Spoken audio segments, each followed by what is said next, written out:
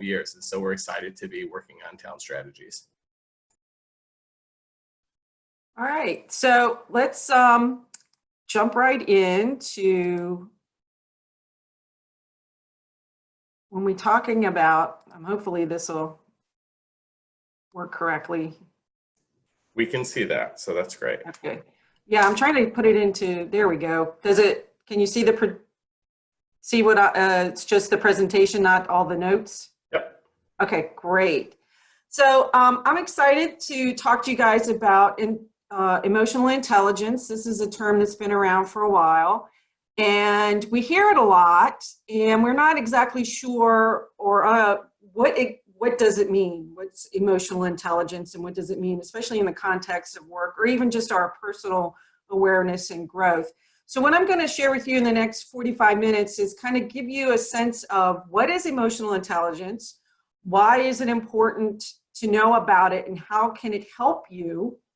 And then there's a little kind of quick and dirty assessment that you can do to kind of gauge your own emotional intelligence. But then I will also I'm happy to follow up and share this presentation with all of you, and you can kind of go and do your own kind of self-reflection and work that you want to do around emotional intelligence or how you may want to use it. Or if you want to explore other learning opportunities to expand on this, by all means, reach out to Matt and I, and we can shoot you in the direction of some other opportunities to kind of develop this more. I'm just curious, has anybody in the session today ever done an emotional intelligence, read the book, or done an assessment? If you want to raise, you can raise your hand, or if you're not on camera, if you want to do a little reaction, thumbs up. So I kind of gauge to see what's people's exposure to this. Okay, so we have a little bit of exposure to emotional intelligence. So let's just talk about what we're going to cover today in the next 45 minutes. I'm going to share with you a definition of emotional intelligence, give you a quick little tool to kind of start that self-assessment of what your emotional intelligence quotient, just like IQ, what your EQ potentially is, and how do we handle emotions in a productive manner. So for some background, this was a term that was first introduced in 1990, but it became really popular by the book written by Daniel Goleman called Emotional Intelligence. And this book came out in 1995, and there have been different iterations since 1995. But he really took a deeper look at the theory and the term and kind of came up with some ways of assessing it, looking at it, and trying to identify and build upon it, and the value that it brings also to us as individuals and the workplace. So it is definitely viewed as a means of developing and enhancing management and leadership capabilities, looking at it from a work lens for sure. So in essence, emotional intelligence is the capacity to be aware of, control, and express one's emotions, and to handle interpersonal relationships judiciously and empathetically. Basically, what it's getting you to think about is how do you, it's looking at it in two components, yourself as well as others. Do you recognize your own emotional responses to things? And do you also recognize them in others? And how do you handle them for yourself as well as in interactions with others? So it's not saying, when we say the word control, it's not saying that we suppress or we hide our emotions. It's the way that we express our emotions. And are we able to do that in a constructive, productive way, or are we not in touch with or really paying attention to the emotions that come up in different situations? Because while we might have great intelligence, sometimes we don't necessarily have that emotional intelligence to understand that while we may have a very valid intellectual point, it's the way that we're communicating it that maybe is getting in the way of what we're trying to say or trying to express. So it's looking at all those components to go into that. So basically, what is the difference between EQ and IQ? And this is pretty important in understanding it. EQ is developing an understanding of and an ability to manage your emotions. Again, we're not talking about suppressing or controlling them. It's how do we manage them in a way that can be productive. Whereas IQ is developing one's cognitive abilities, and it's more academically oriented. It's more on knowledge and things that you know, and the way that you can tackle tasks and things like that. EQ, usually one of the key differences between EQ and IQ is your EQ can be developed. Your EQ can change over time based on experience as well as maturity. Obviously, when you think about yourself as a child, or even, you know, if you observe children now, their emotional intelligence, they're figuring all these things out. They're still trying to figure out what is an emotion. And over time, you learn and you grow, and you learn different things, and your experiences and social awareness influence how you handle those things. IQ pretty much is more static. It's thought to be established at birth and really can't be enhanced. It is what it is. I don't know that I completely agree with that, but it is more static than an EQ. EQ can be nurtured, developed, and it can shift over time. It's recently understood to be an important predictor of one's potential success, and I'm gonna share with you some data that will kind of support that. Fosters an understanding and management of your own emotions, but it also helps to promote positive relationships. And this is when we get into the components of emotional intelligence and figuring out where you are on that spectrum, you'll really see where the self-awareness can influence or impact those relationships and relationship building. And one of the things that emotional intelligence really does have an impact in the workplace is that really does enhance your relationship building, because as we all know, we don't work in silos, or at least we shouldn't be. And it's not just, you know, an autonomous way of getting work done. We have to work with and through others, and our EQ definitely will predict or help determine how well or unwell that can go. Michelle, a quick interesting point I think is kind of fascinating, and I apologize if you hear sirens. I live on 16th Street, so they go up and down all day, so I apologize. But it's funny how we've set up society. So from early on, you know, we're trying to get you to increase your IQ, trying to get you to increase your, like, the knowledge that you have. I'm sorry, your IQ, right? And so we don't have a lot of system. And even when you come to work, we have training and development and onboarding and all sorts of stuff on the job aids to help you increase your technical knowledge, your academic knowledge. But as a society, we don't focus a lot on EQ. So it wasn't until Goldman's book really that, you know, organizations started to take an interest in this and say, oh, I wonder if this is as important. So it's funny that, you know, we're developing IQ throughout our lives, but, you know, we don't focus a lot on EQ. And so you can get pretty high up in your career. You can be pretty advanced in age and never have really had a strategic focus on developing your emotional quotient. And so, like, it's just an interesting thing that I'm glad that you guys are taking this, because it's the first step in saying, okay, what is this and how do I actively develop it? Because it may not develop on its own without reflection and training. So anyway, just welcome to the mini session, and we're glad that you're here focusing on this for once. Yeah, and you're absolutely right. It's a matter of, and when we get into the components, it's looking at it through two different lenses of your own self-awareness and then your social awareness, which is more about the relationships that you build. And we spend a lot of effort and energy traditionally on IQ. What I have seen in the research is that even in the K through 12, there is starting to be a shift in trying to balance between IQ and EQ, and looking on those social components, the emotional components that are critical, because they don't work separately. It all comes together. So thank you, Matt. Any questions so far? Is this going the right pace? Okay, great. So why is this important? And this is basically what we're looking at, is why is it important, let's say, in a work context? The research, especially the work that Daniel Goleman has done, as much as 80% of adult success comes from your emotional quotient. And if you were to reflect and think back on some of your mentors that you've had, or people that you've aspired to, or that you look to as examples of good leaders or as good bosses. I bet there's a component that sometimes when you're looking at it, it's not necessarily, oh, they were the smartest. You're probably really, if you're reflecting and you're thinking about it, like, they really knew how to connect with the team. They really made me feel important. And that is a sign of emotional intelligence, not necessarily intellectual intelligence. And so it's something to think about. It's about understanding and knowing ourselves, but it's also about that relationship building and how we go about doing it. And that requires some emotional intelligence to be really well, to do well.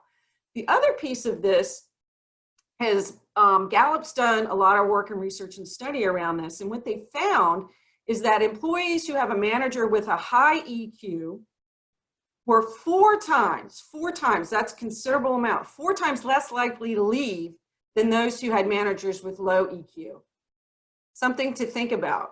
Again, going back to that 80% of adult success comes from EQ. If you were to really sit down and think about the places that you've really liked to work and the people you've really liked to work for, I bet if you were to make 2 lists, the side dealing with what they knew and their intellectual space, the list would probably be shorter than those emotional components that we don't necessarily label as emotional, but it's that people, it's the people piece that we're looking at. So that's where this is coming from. And this is why it has its value, and why exploring it can be rewarding in your development as you go forward. So the benefits, why it's good to understand emotional intelligence, pay attention to it, think about it for yourselves, think about it for your team. It does lead to decreased stress, and it's talking about, again, that self-awareness, and then how do we go about dealing with that and addressing those things. It helps with improved decision-making, again, because we're looking at it from our own lens, but also looking at it from that relationship lens.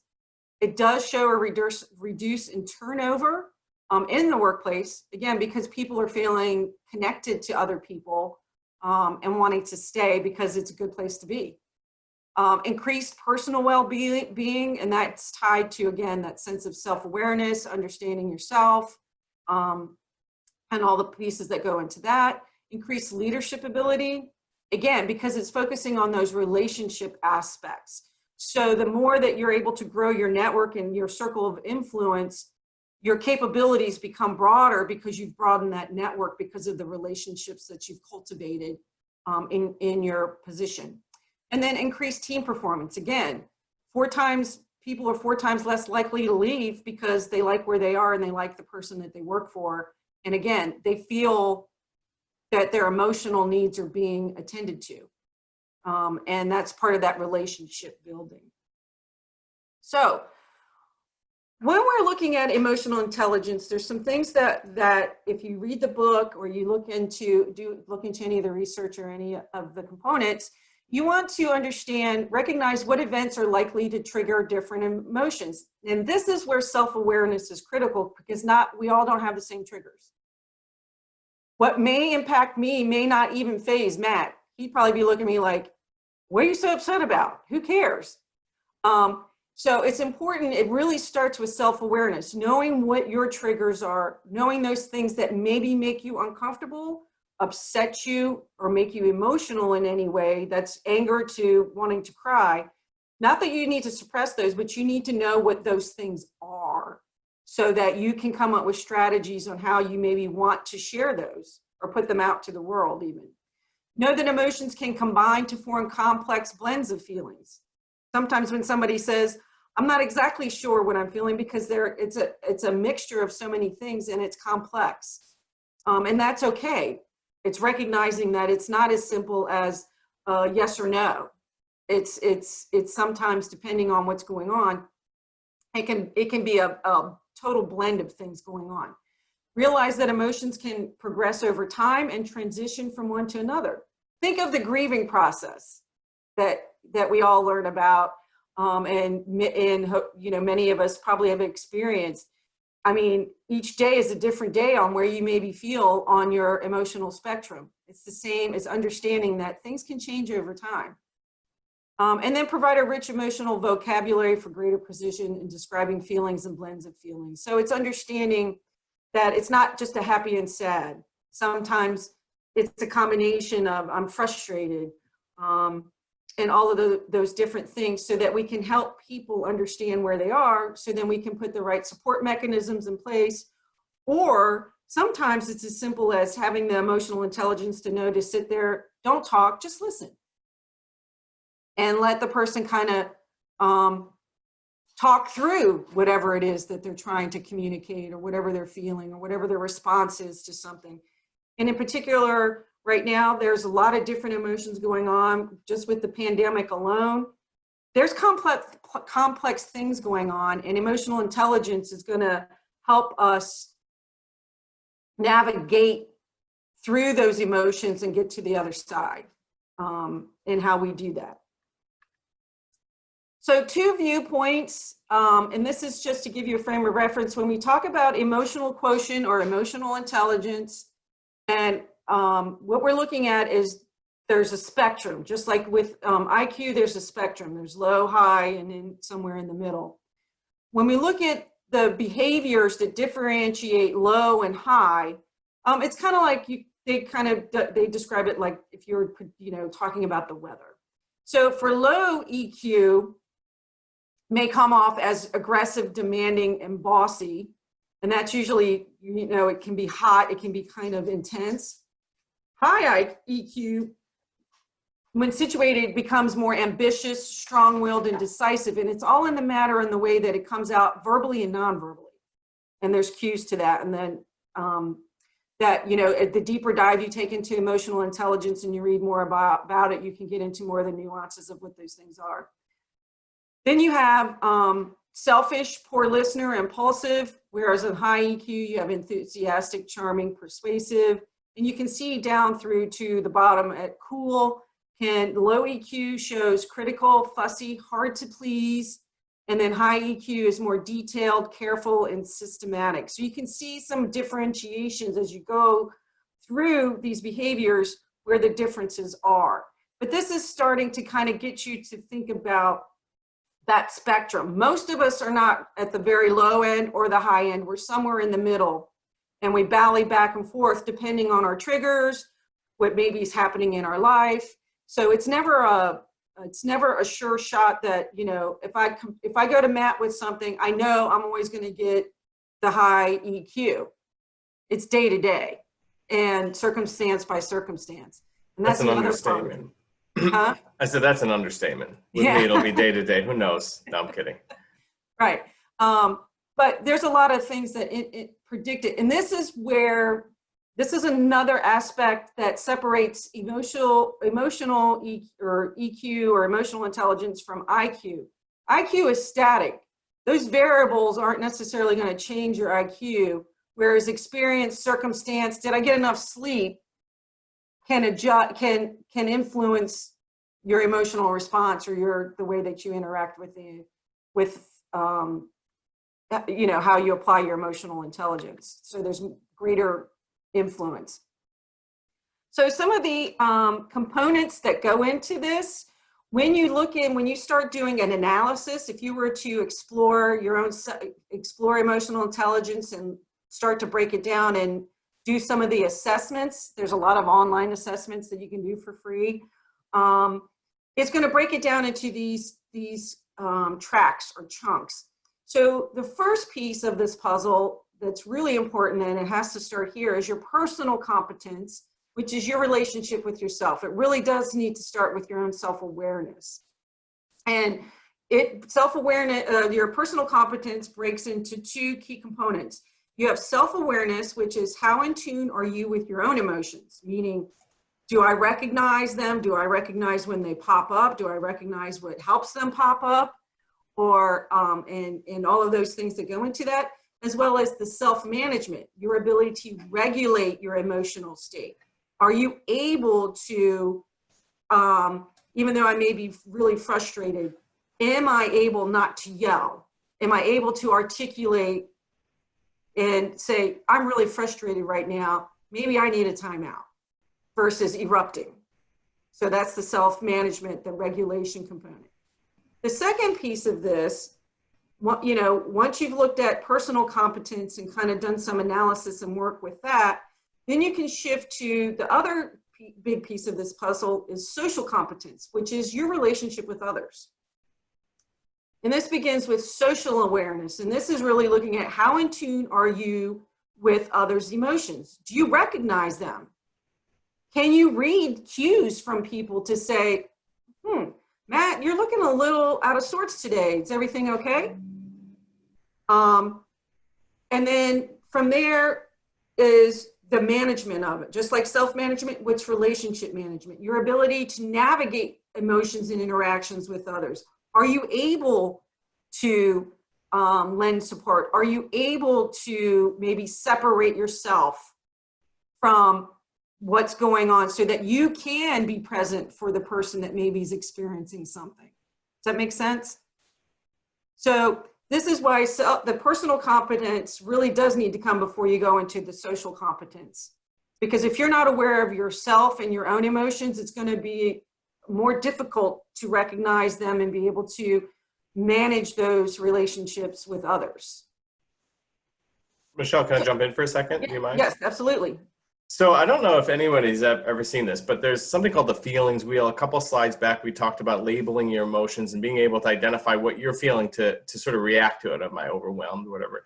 It's a good start. So if you say like, I don't know how to identify like what I'm feeling, a good start is this feelings wheel, and you can Google it. It's out there. It's free, and it helps you identify stuff. So let's give you an example. Let's say during social distancing, you just say, I'm feeling down. I'm like sad. I don't know what I'm feeling. It's hard to react to that. It's hard to adjust to that. It's hard to regulate your own emotions. But if you're able to sort of go through that wheel and say, you know what, I'm actually really feeling isolated. That's what I'm feeling. So how can I adjust to that? I can do a Zoom meeting. I can call a friend. I can FaceTime somebody. I can go for a social distance walk. You can adjust to it and regulate to sort of meet your own needs. You could also say like, oh, you know what, maybe I'm not feeling isolated. I'm going to go down a different path of this wheel. And maybe what I'm really feeling is powerless, right? Because I can't go outside. I don't have control over this. I can't change my situation. So what can I be in control of? I can decide what I'm going to do for the next 20 minutes. I'm going to go ahead and clean my apartment. I'm going to do whatever I can.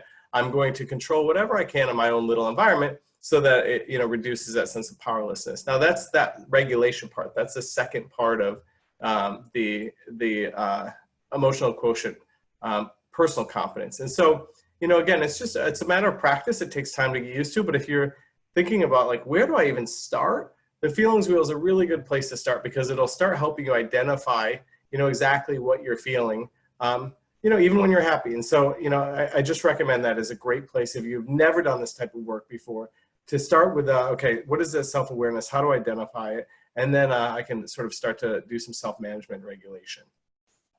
Thank you, Matt. That's very good.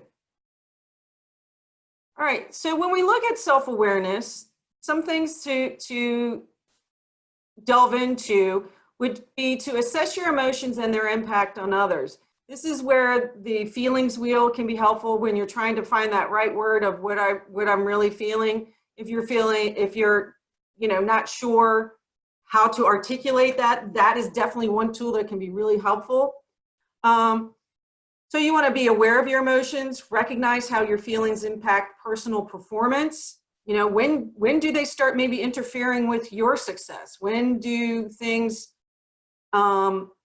actually maybe have a positive impact? So it just depends on understanding yourself and where you are, and as well as where this ties into your personal values and goals.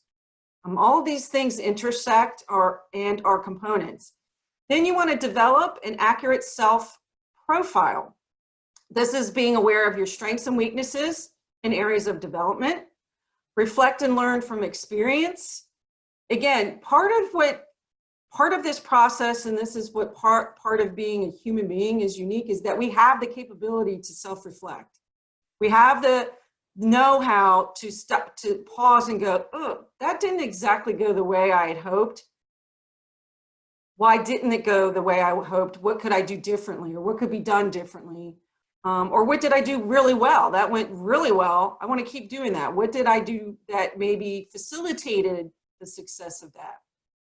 And you want to be open to feedback, new perspectives, and continuous learning. For self-awareness to be really positive and really helpful, it does require us to seek input from those that we trust and have confidence in. We can't do it strictly on our own because we have our own blind spots. So if you really are delving into this, getting that feedback and that input from those that you really trust and have confidence in can really level this up for you. And then assess your personal self-worth and capabilities, have a sense of presence, present the case, but aware of the context and and you want to be able to make decisions and implement them. So understanding what can you do, what things you have control over, and then taking action on those things. Self-awareness requires the ability to recognize appropriate body cues and emotions. This is really important to really tap into your nonverbal cues to understand, and this is sometimes where you do need that external feedback on how you present yourself and what nonverbal cues you may be sending. And is that an accurate depiction, or is that an inaccurate depiction of what you're really feeling or thinking? Because people do make assumptions. It's just a part of where we are. But you want to make sure that you understand your own body language and your cues to emotions and how you present yourself. You want to label cues and emotions accurately. And you want to stay open to unpleasant as well as pleasant emotions. They're all important. They all have value. And we have to, again, this isn't advocating or expecting people in the sense of controlling them to stuff them. That is not what this is getting at all. And it includes the capacity for experiencing and recognizing multiple and conflicting emotions. That it's okay to be sad and happy all at the same time. That's actually pretty normal for the most part. That things aren't compartmentalized. And that's sometimes a tricky thing to navigate and understand. Then we get into the self-motivation checklist, and this ties to that self-management component of the process. We had self-awareness. Now we transition into what do we do once we have that awareness? How do we regulate? How do we self-manage? And you have to have a desire to achieve. And that means recognizing what works well and what doesn't work for you and what do you want to do about it. Set challenges for yourself. Put yourself in positions that help you practice or learn skills. And again, people that are really in tune with this are continuously improving. They're always looking for space and opportunity to develop and grow. And that's why emotional intelligence is not a static thing. You can increase it. You can develop it. That you are committed. You want to make decisions that align to team values and seek out and seize new opportunities. And this is coming from a work lens. And the demonstrate initiative and optimism, meaning that you're not distracted by setbacks and you handle them constructively. That's what they are. They're setbacks. It doesn't mean this is a permanent state of being. And what do we do? So this is just a quick touch on that. So your self-regulation, this is just another twist on what I just shared with you. You want to establish self-control, trustful. Trust is a key component of emotional intelligence. It's how trustworthy people perceive you to be. And that's a whole nother dynamic and a whole nother skill or area of enhancement and development. But it is a component to your overall emotional intelligence in that do people perceive you to be trustworthy? So continually build and enhance trust. How do you do that? You want to own up to mistakes and look for lessons learned. That you're conscientious, meaning that you try to meet commitments, you're accountable for your actions, and you try to take an organized approach to the work. Adaptable and innovative, you proactively handle change and manage conflict, meaning that it doesn't mean that you like the change, but you handle it in a way that is more proactive or constructive than digging in and saying, I'm not doing this, especially from a work space, from a leadership space. Those that are in leadership with a high EQ, they are very proactive in the way that they manage change. They may not be the architect of the change. They may not even be completely on board with the change, but they know that that's part of their role, is making sure that the team gets where they've been mandated to go. And then you can seek on, looking for fresh new ideas. And again, that goes to trust and the conscientiousness. Michelle, can I interject real quick again on that? Sure. So speaking of change, we did this example at a healthcare network I was working at in California before I came here. And we were rolling out a new electronic health records. It doesn't matter what the situation was, but there was a group of people in a particular department that just were saying, I hate this, I don't want to do this. They were dragging their heels. And so we went in, and I put the feelings wheel, I know I'm going back to this, but I put it in the chat, and I worked with that group, and I said, you have to pick out a feeling. Ooh, it's weird, but on this wheel, and then you have to talk to me and then your leader about what that feeling is, because I don't like this, and I'm not doing it. That's not a feeling I can help. I mean, we can mandate you do it. I can say, if you don't do it, we're going to do progressive discipline up to and including termination, right? That's a traditional ER, employee relations type of thing. But I said, I wanted to get you guys on board. And really, most of the people, when we did this feelings exercise to sort of get better on the emotional intelligence, were really nervous. They felt like, uh-oh, I may not be able to adapt. And if I don't adapt to this new system, am I going to lose my job? Am I going to be smart enough or good enough to do this? I've been doing my job for a long time. I know how to. And so once we were able to identify, oh, that's what's going on here. You are nervous about being left behind. We can put in mechanisms. We can put in additional training. We can reassure folks that, here's what, we're going to do. We're going to have 60 days trial where you have one-on-one support. After that, we're going to go to remediation where we can send you to extra court. So it was about identifying what the fear was and what was preventing them from adapting change so that we could deal with it. And so again, it's just a good example of those with EQ could immediately go like, uh-oh, maybe I'm afraid of this. I can go right to my leader and say, how is this going to impact me? I'm actually afraid that I might not be able to pick up on this, and so on and so forth, versus these people who are just dragging it out and being, really a little bit tough during the change and really hurting the relationship between them and their leader, when really it was just they didn't know how to express the emotions that they were feeling, so that in a way that the leader could adjust and adapt how they were rolling out the training. And so, again, it's just a really good example of how if EQ was there, that could have been a much smoother process. And so once we got there, we were able to keep everyone whole. And of course, rolled out without a problem. Everyone kept their job. Everyone was able to adapt. And again, we were able to rebuild that relationship. But again, it was all built on being able to go through this EQ process. Thank you, Matt. That's an excellent example of the value of emotional intelligence and how it can help when especially the leadership is tuned into that and how they can guide a team.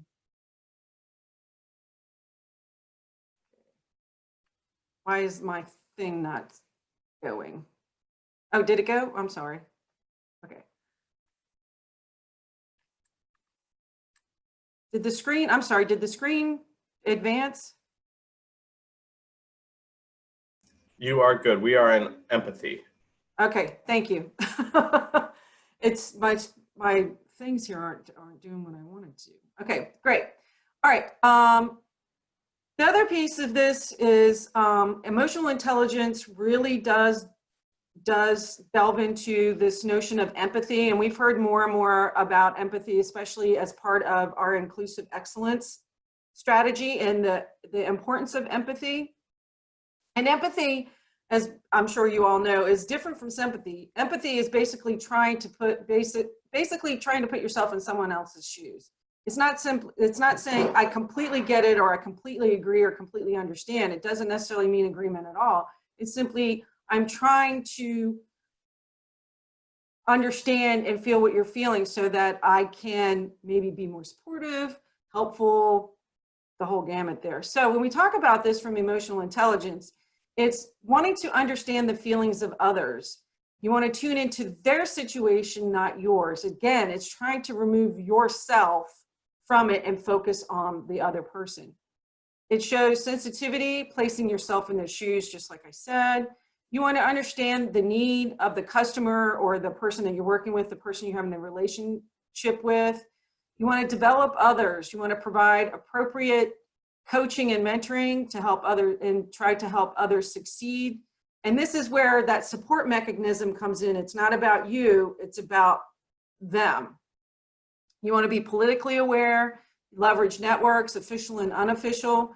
You know, what are the resources that you have? What are the resources you can connect them with to get results or to get assistance?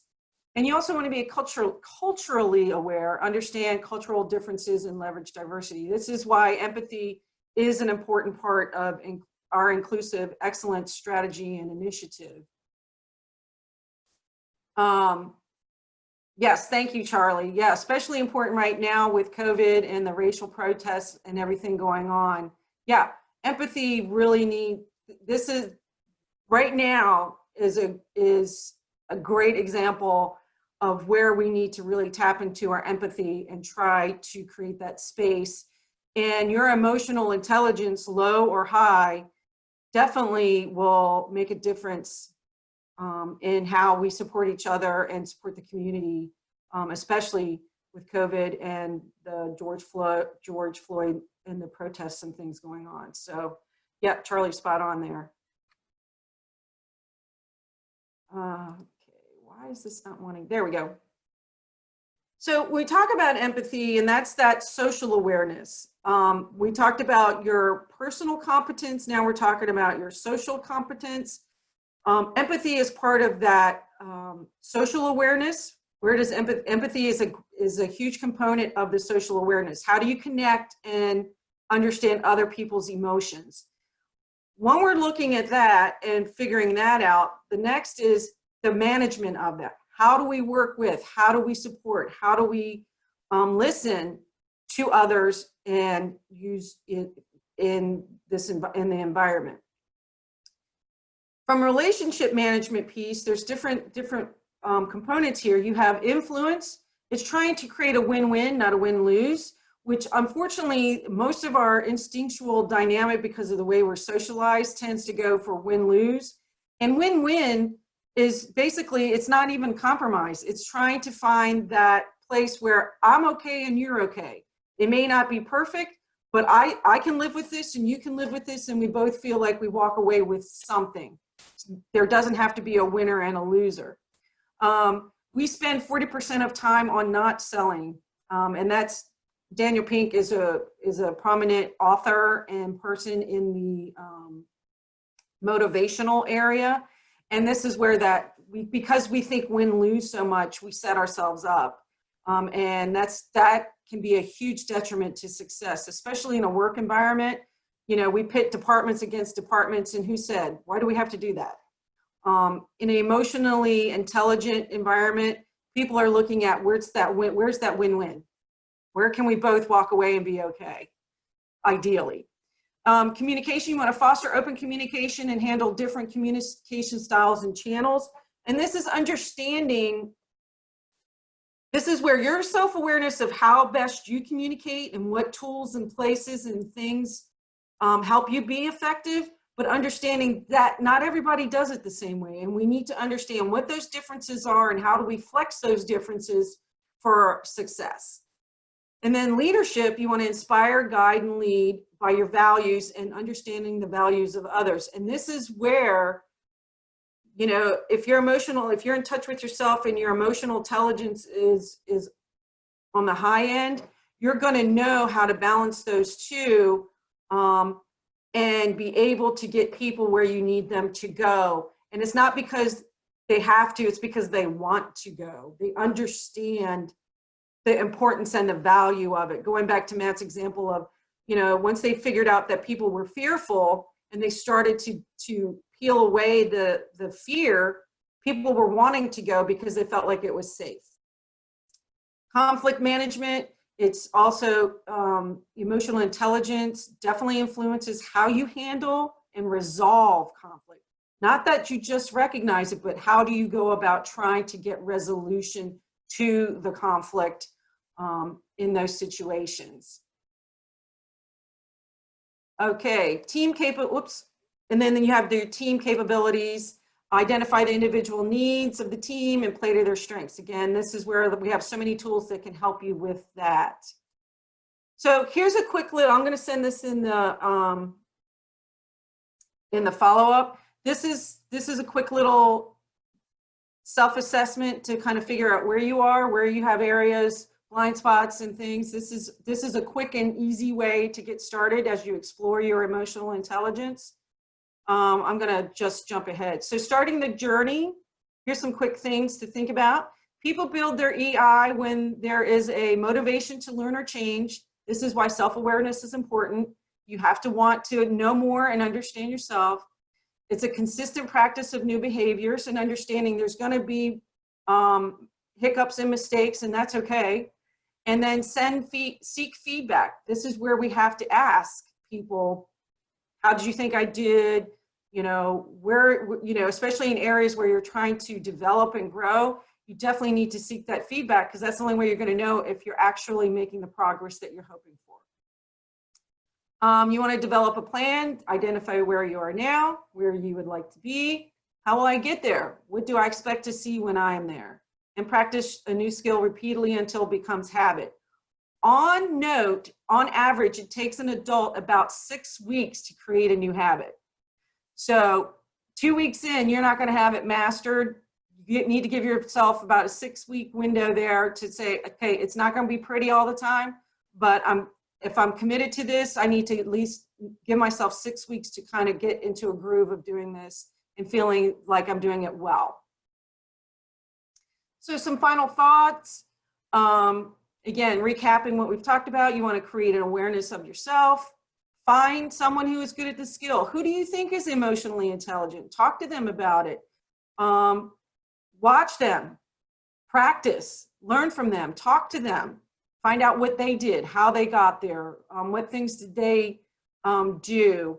And I'm sure you'll find out that their journey was up, down, and around. It's not a straight line, and they had things that they learned along the way to get where they are today or where you think that is a really good place to be. You want to practice and ask for feedback, then practice and practice and practice. Any and all of these things, just like with any skills or any new information, it takes practice. It's not going to happen overnight. So don't be too hard on yourself. It will come to you, especially if you're committed to it, and see the value and the importance of being aware of it and how it can help you be successful in the way that you want. So with that, is there any questions?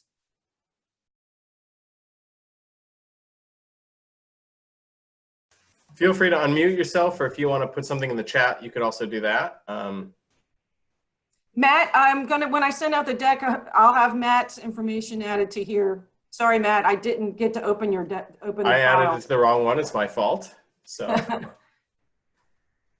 Thank you all so much for hosting, and thanks to everyone that was able to attend. This was really helpful, and I think something that is relevant right now and relevant every day. Yeah. So, go ahead. No, sorry. This is a very deep topic area. I just gave you the quick overview. You know, when we teach this, it's a 3-hour class. So I hope that you found some nuggets of information, and that if you continue and want to explore this more, by all means, reach out to Matt and I, and we can help you get there. I'm going to leave you with this, guys. This is a challenge. This is homework. This is things that you can do on your own. With everything that's going on right now, and there's a lot, working from home, COVID, protests, the email from the president about our financial situation, try to write down what you're feeling. Try to identify for the personal competence what you're feeling. Then go back, use the wheel, do that again. And anytime you have strong emotions, do that activity. I promise, over time, you're going to be able to identify more of those outer, very specific feelings, and then you'll be able to regulate your emotions better. But you've got to do it again and again and again. So tonight, whatever you're feeling about a particular situation, write something down, use the wheel, and see if you can get to the outer, you know, the smaller emotions that are more targeted. And do that over and over and over again, and I promise you'll get better. Thank you so much, Matt. The wheel is really awesome. Well, thank you all so much for joining. I posted the link for the survey. I also posted, we have one more session with StaffCon today. It's a sip and paint style class where we'll be doing 2 different things. You can either paint using acrylic paints, or you can do a doodle. Encourage you to join there. And yeah, encourage you to participate in other Staff Appreciation Week events throughout the week. And I hope you all enjoy your Friday paid off. Thanks again to Michelle and Matt. Thank you guys for coming. Thank you so much.